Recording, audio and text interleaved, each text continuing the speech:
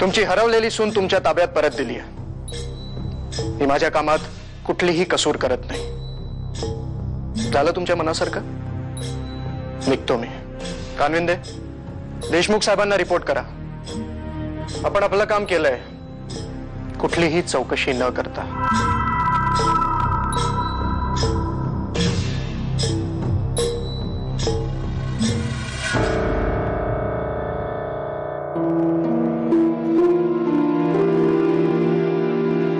नको जाऊस, प्लीज मला घेऊन चल, मला नाही राहायचं इथे। रितू, वेड्यासारखं करू नकोस। मला नाही राहायचं इथे। असं का बोलतेस? काय झालं? मी मूळची कोकणातली, एका लहान गावातली खूप साधी मुलगी आहे मी। आम्ही फार गरीब होतो, परिस्थिती तशी चांगली नव्हती आणि माझं लग्न ठरलं। इतकं मोठं घर, एवढं चांगलं स्थळ समोरून आलंय। माझ्या घरच्यांना वाटलं माझं नशीब फळफळलं, लग्न तर झालं,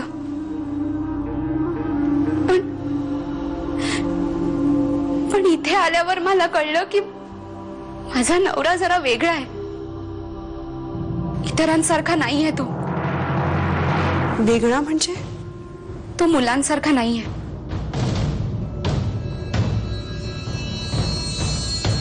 मुलांसारखा वागत नाही, पायकी वागतो। आणि हे जेव्हा मला कळलं ना, तेव्हा मी परत गावाला जायला निघाले, तर ह्या लोकांनी मला जाऊनच दिलं नाही। तू काळजी नको करूस, मी घेऊन जाईन तुला इथून। या नरकात नाही राहू देणार, मी घेऊन जाईन तुला। झालं बोलून? मी काय केलं आणि का केलं हे मला चांगलं माहिती आहे। चालती हो। नको जाऊस, मला इथून घेऊन चल प्लीज।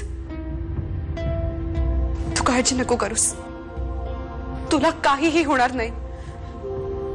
मी तुला इथून नक्की सोडवी। मला फक्त तू हवी आहेस आणि तुझ्यावर उपचार करणं खूप गरजेचं आहे आई। त्यासाठी पैसे जमले ना की बस, पण त्यानंतर मी नाही करणार। किती जीव पाखडतेस ग माझ्यासाठी, किती त्रास सहन करतेस। मी तुझ्यासाठी काही करणं राहिलं बाजूला, तुला मात्र माझ्यासाठी रक्त आटवावं लागतंय। आता हिशोब ठेवायचा आहे, कोणी कोणासाठी काय करायचंय ते। वही आण, लिहून ठेवते सगळं मी। समजा मी म्हणालो की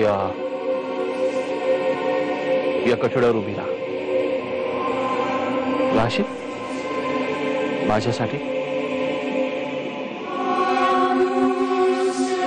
परीक्षा घेतोयस माझी? राहीन उभी।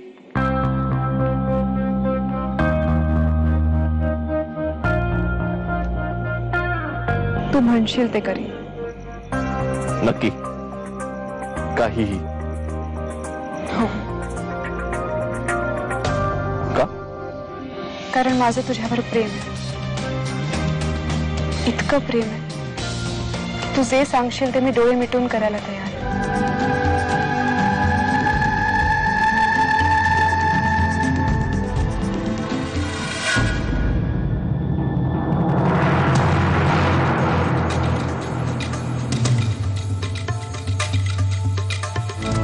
भीती नाही वाटली? नाही, मला विश्वास होता तू मला सावरशील।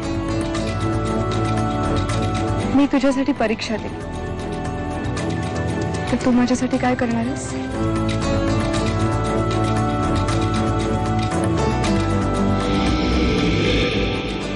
फोटोशूट।